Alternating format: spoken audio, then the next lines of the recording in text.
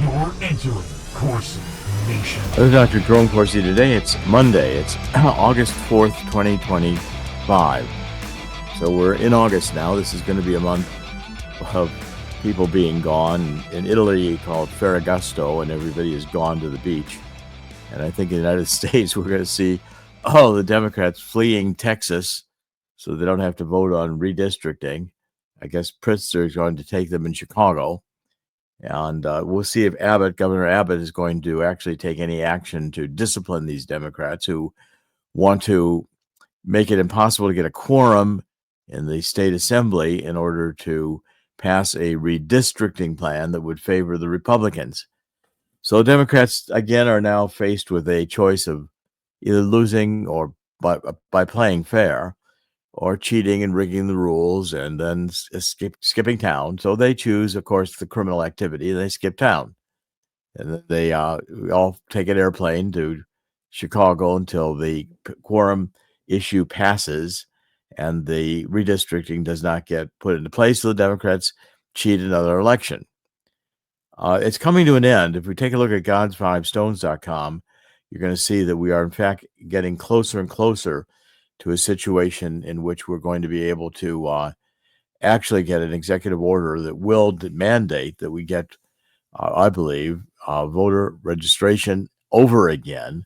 The voter registration polls are just so completely corrupted these days that we need to get a situation of doing them over again with voter IDs.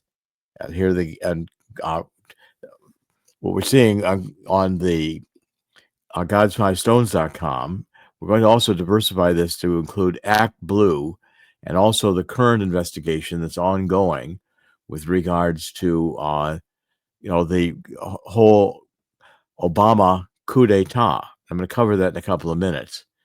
So what we're facing right now is kind of a political situation in upheaval. Donald Trump is doing his best to get control of the situation, and the bureaucracy is fighting back. The Democrats are still fighting back. But the resistance today is a lot less than it was in 2016 and 2017, which was the beginning of the Russian collusion hoax. Okay, I want to cover a story economically. I want to start here today. This economic story is, I think, pretty disturbing, because what it shows is that, in fact, we're suffering a situation where people can't buy homes anymore. Chris will show you the chart. This is being covered over on Zero Hedge, and the Discern Report picked it up, discernreport.com as well today, saying that in 1950, going back 1950, 50% of 30-year-olds were married and homeowners. That's okay. So 1950, which is now 75 years ago, half of all 30-year-olds were married and owned homes. Okay, so the 20s were a period in the 1950s when people were finishing school, getting their employment going, had jobs, married, and had families. It was also a period of time when those coming back from World War II were marrying and getting homes in the suburbs. The suburbs were just beginning to be built. And the home ownership and the married families with children produced stability in the society. 75 years later, in 2025, it's under 50. It's close to about 5% are holding 30-year-olds are holding homes and married. I mean, that's an alarming drop. Okay, if young Americans can't afford homes, they can't start families. So the American dream is just becoming a dream. And so socialism and Marxism spreading now across the country because people are feeling that the economy is destroying the middle class. And I've been reporting on this for years. We've been killing the middle class. And the globalist elite in Washington has deliberately sabotaged the middle class as it's followed these destructive policies of globalism, sending our jobs overseas, opening the borders to immigration.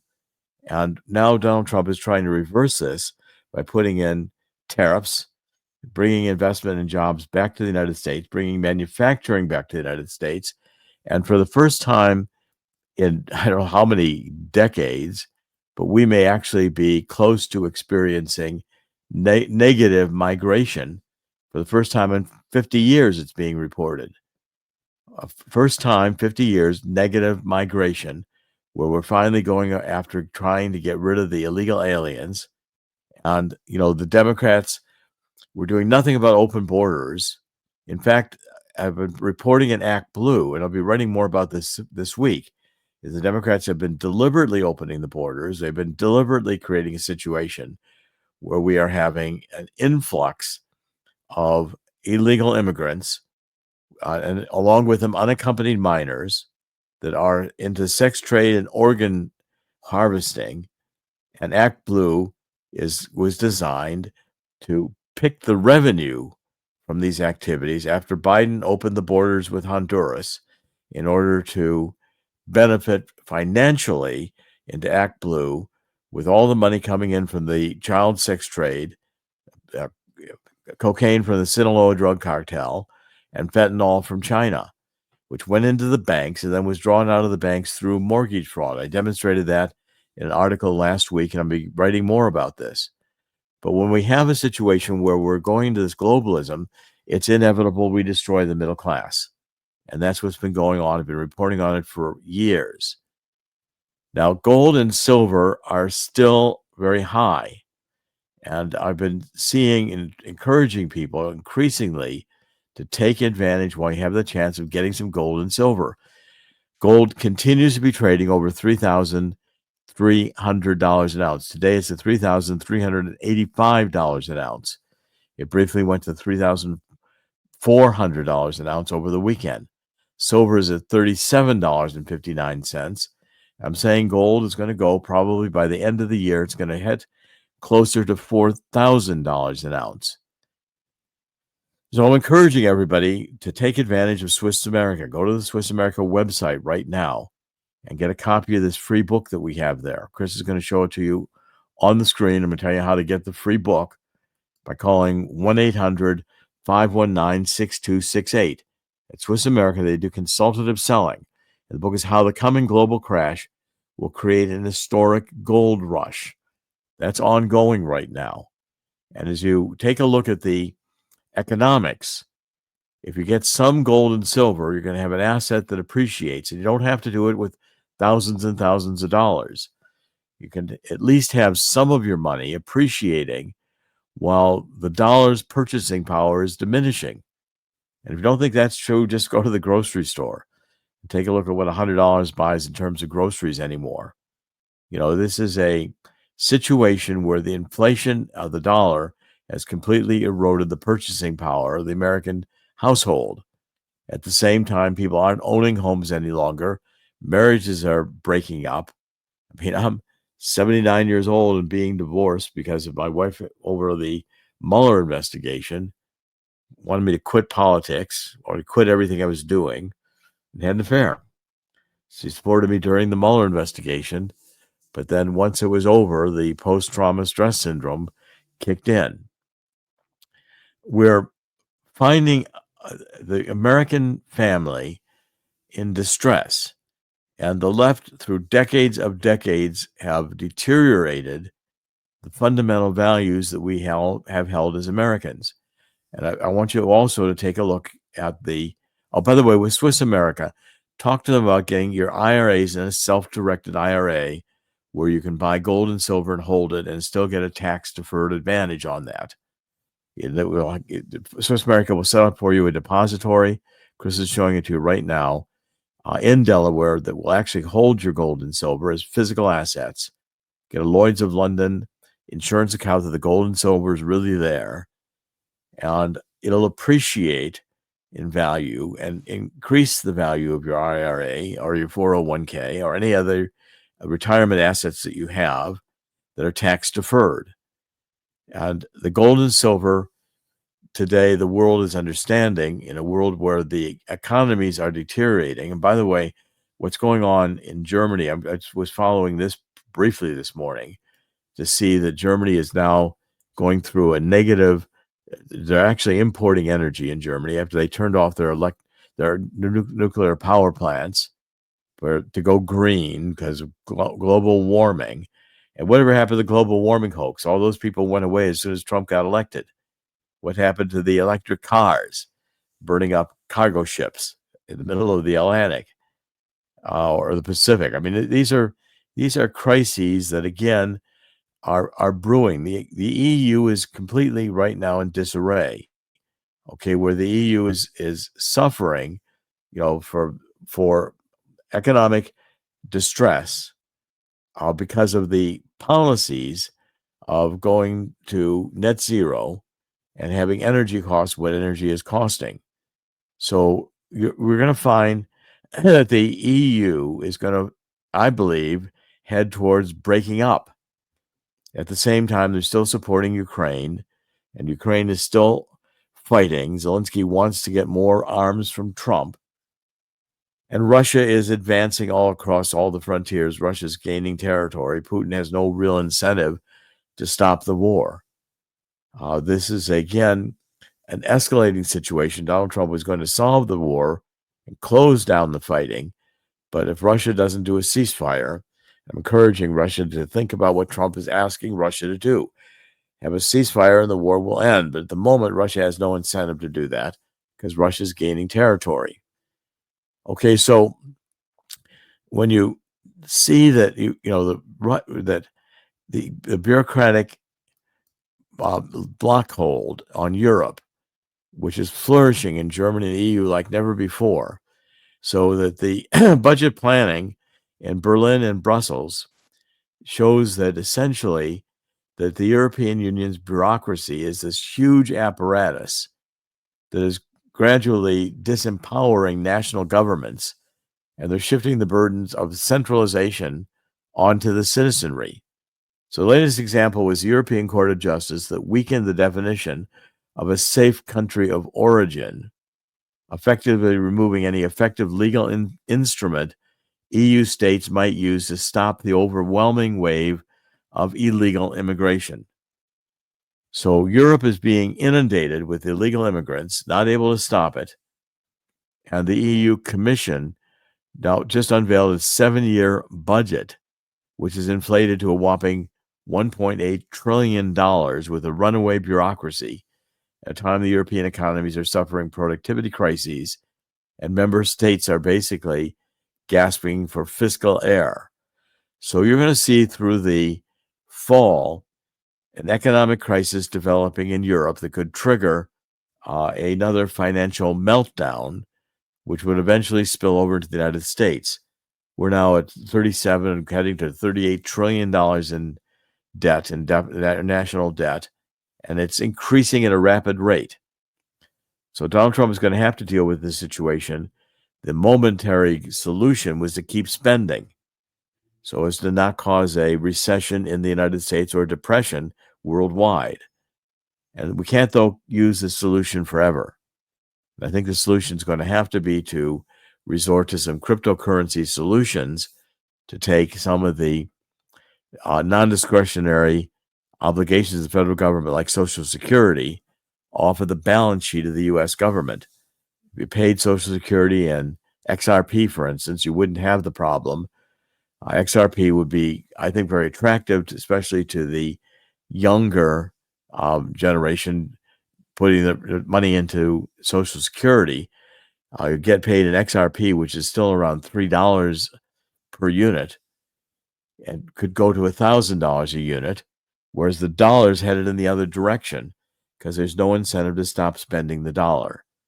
So the first themes I want to present are that we are in a unstable situation economically that does portend the possibility of an economic crash occurring in the fall, which is, this is August now. We're heading towards the end of summer.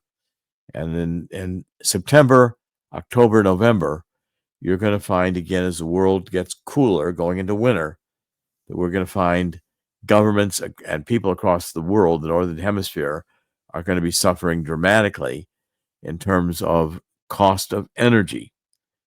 Chris, I want you to come on and comment for a minute. And these themes we've been developing for years, and now I think they're at kind of crisis level proportions where, by the way, censorship in Great Britain has never been higher. Right now, you've got to essentially get a government approval because of this new Online Safety Act, which is blocking everything basically on the internet. If you want to watch Spotify or look at Spotify, you're almost going to have to get a government approval to do so. Right. Chris, what do you think? Oh, you're looking at other countries right now are looking at ways to censor YouTube, other streaming services, internet services, that sort of thing. And I'm pretty sure America's looking at this. I'm pretty sure the U.S. government, the Canadian government, a lot of the Western European governments are looking at this and saying, "Hey, here's how we can pull this off." Um, the other thing is, hey, maybe they can use that to push a social credit score idea too, but it's more of in a stealth way. Let's say, hey, you were doing this on the internet, therefore you cannot have this service. Again, this is a little far fetched, but really hasn't stopped some nations from doing some things similar, like China. Right. Well, the censorship is the thing that is also stifling creativity. And as this continues to go on, you're going to find that a society that does not allow dissent doesn't grow. It doesn't. You have to have a robust discussion in a society in order to get ideas to surface that merit surfacing. It was the censorship and if you said you were a climate denier, okay, because we're not denying climate. We're just Yeah, I was going to basically say, what's a climate denier? Hey, the sun's out. No, it's not. I mean, really. Sometimes wind happens. No, that's some guy blowing a leaf somewhere. That's right. That's because we're burning hydrocarbon fuels. Right. Don't you get it? Yeah. Yeah. Well, okay. So we had a couple of, I think, things over the weekend happening in terms of the Bureau of Labor Statistics. Oh, yes. Did you follow that, Chris? I mean, let's see, the chick, the Biden appointed chick that worked on fudging the numbers to make yes. Biden's numbers look great, put together horrible numbers for the Trump administration, of course, without context. Yeah. And I can tell you the aggregate numbers might be pretty rough either way because of all the government jobs that were taken. The government jobs were, let's say, the dead wood was removed from the government. So we only removed about 10% of the government. We need to remove about 90% of the government. But the numbers, a lot of the numbers come from those firings. Well, the point is that the statistics we're getting on economic statistics in this age of censorship are rigged. They just make up the numbers politically. We're not getting accurate numbers. That's the problem. And, even in Great Britain, I'm seeing now this news service, GB News, is overtaking the BBC, become the UK's most watched news channel. Well, it's because people are getting tired of the propaganda. They're getting state-run news. Who'd hate that? I mean, yeah, really. State-run anything is going to be a disaster. Okay, the Act Blue story, I think, is going to gain tremendously over the next few weeks, because as we realize the Democratic Party has been funding itself with child sex trade, if this is what the people really want in a crazy Democratic Party, which is an essentially meltdown, which is, listen, every one of these Democratic politicians, Maxine Waters, Chuck Schumer, who's going to support the Democrats when they're in this insane mood? What do you want? You want to have child sex trafficking? Do you want to have child mutilation before they reach the age of puberty, on the idea they need to have a different gender is different than sex? I mean, the insanity we're going through right now, I don't think has ever been this great. But again, if you put up the book, Chris, my book on, there's Act Blue. We're covering that. I'll be writing more on that this week. But if you put up the book, the truth about neo-Marxism, cultural Maoism, and anarchy, we're in the anarchy phase. Okay, and so the anarchy is, I think, because of this tremendous disintegration of traditional values. the breakup of the family, which is a stable structure. When the families break up, the economics break up. At best, in a marriage that dissolves, each of the parties in marriage comes away with half of what they had before together as a unit. And when people don't decide, okay, well, we've got a marital, let's just divorce. Let's not solve the problem. Let's just divorce. Again, these are the types of situations which cause societies to disintegrate economically. And the globalists believe that they have to bring the capitalist system to a screeching halt or to throw everything in chaos. And out of this chaos, they can produce their utopia. The utopia ultimately kills millions, if not billions, of people. And the depopulation theme is where we're headed in terms of there's too many people in the world. We've got to kill people. Well, again, that's insanity. God does not say go forward and murder each other. God says go forward and prosper. Okay, let's deal with a couple more stories that are out in the news and catching attention.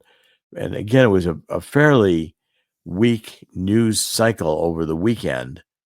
Again, Congress is out of session, and Thune is not cooperating with President Trump to allow there to be recess appointments of his confirmation.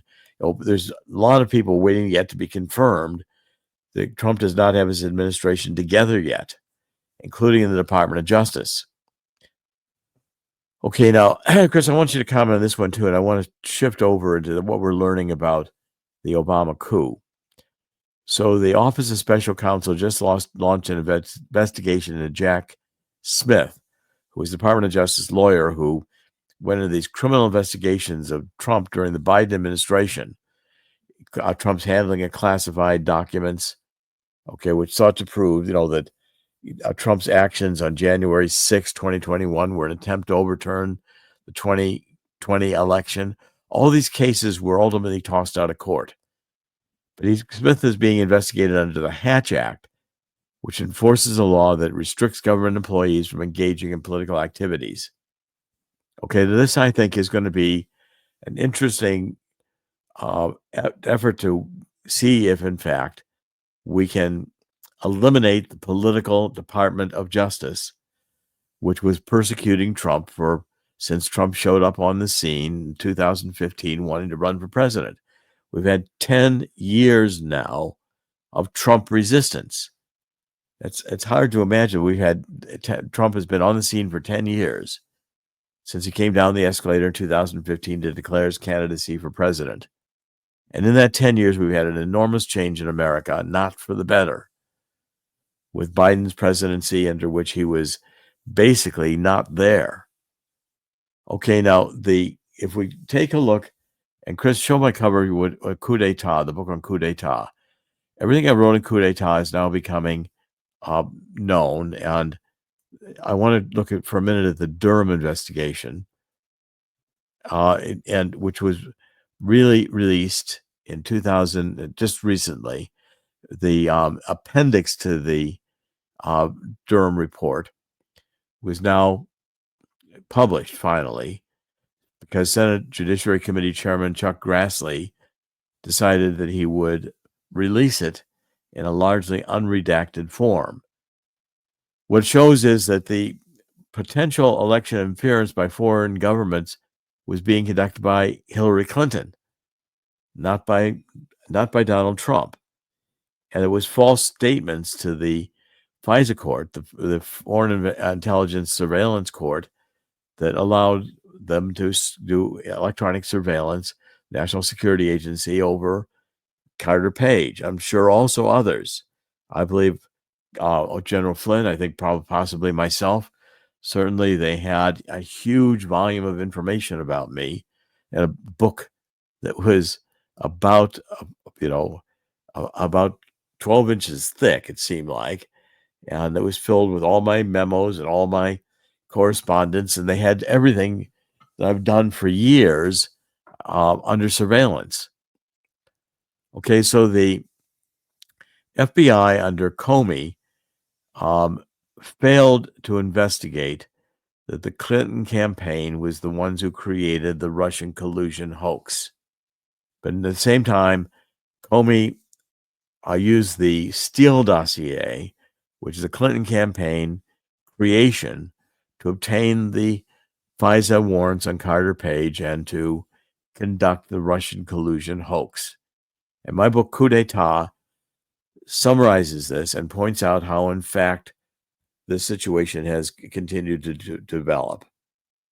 Okay, now as we look towards the future of this, I think we're going to see the Department of Justice is going to proceed, I believe, to criminal indictments.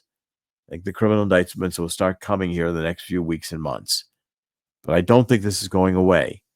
I think we're going to see a continuing build of interest in all the details of how the government lied. And I think especially Brennan, Clapper, and some others, Comey, are going to be under the gun for criminal investigation for their activities, lying and knowing they were lying on the Russian collusion hoax. It's shocking, but again, I experienced it. They wanted to put me in prison. I wouldn't take their plea deal. I did not know Julian Assange and had no contact with him, and would not lie to keep myself out of prison, despite them threatening to put me in prison for the rest of my life. Chris, let's do some wrap-up comments today. I think we've covered as much news as there is out there, but I want to look to the future. We're going to have August is going to be a slow month.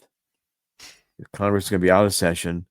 We're going to be having pressure to do these appointments, the recess appointments. I don't know if Trump is going to get Thune to give on that, but August is going to be a month in which things are going to drift for a while. When it comes to September, I think the economic crisis is going to be front and center. Chris? Oh, the funny thing is August is going to be left for the media to talk about this whole situation, or at least try to find a way to hide the situation with the Russiagate findings. I find that interesting. We're going to be seeing if other nations around the world will be coming back to the table after the tariffs hit. So there are going to be interesting things to discuss. And yes, watch the economy. Has the doom and gloom that the media and the Democrats tried to push as far as the tariffs were concerned happened? Well, it looks like the economy is doing much, much better. So the media, it'll be fun to watch the media in a tizzy where all these things are placed in front of them on a slow month to try to dig their way out of it and spin it as well as they can. It'll be funny for us. Oh, or better yet, maybe, Dr. Corsi, you could spend some time reading Kamala Harris's new book, or upcoming book, the 107 Days, I guess it was. Now, for Democrats, it comes with a coloring section, so it'll be easier for them to get through. They can color the pictures by numbers, of course. Yeah. It's interesting. I think, did you mention the Democrats in the Reagan era were the ones who were red? It was funny. I was watching. I remember being a youngster during school, Yes. watching the Reagan. Oh my gosh, I have to look this up because I'm pretty No, sure. I think you're right. I did look it up. I think you're right. The Right. Democrats at that time were red. They didn't like being red because red is communist. I'm positive that's the reason the networks got together and switched the colors around, I'm because sure it is. leftism and communism, the Democrats did not want to be associated with communism because they knew they were going in that direction. Yes, that's right. See, people don't remember that. That's sort of things down the memory hole. But I distinctly remember how the networks put the Democrats and Republicans, and that reversal happened over the next sometime in the next 20 years. I just forgot exactly when. Well, and by the way, China is now, the Wall Street Journal is reporting China is choking off the supply of rare earth minerals to Western militaries. Now, that should not be a surprise. No, it's not. But it's not. But again, all these things that are, the reporting of the truth is so limited, because China has been, China's having a great economy. We've got to work with China. We have to send the jobs to China. All these things that essentially are lies and were designed in order to weaken the United States. And we've done so much of this. Incredibly, that we are now at a point where we've got to really, I think, change and reverse and get back to the truth. And it should also be noted that China, Dr. Corsi, is still considered a developing economy for some strange reason. But it probably has to do a lot more with its troubles over the last many decades and how they manipulate their currency on a regular basis.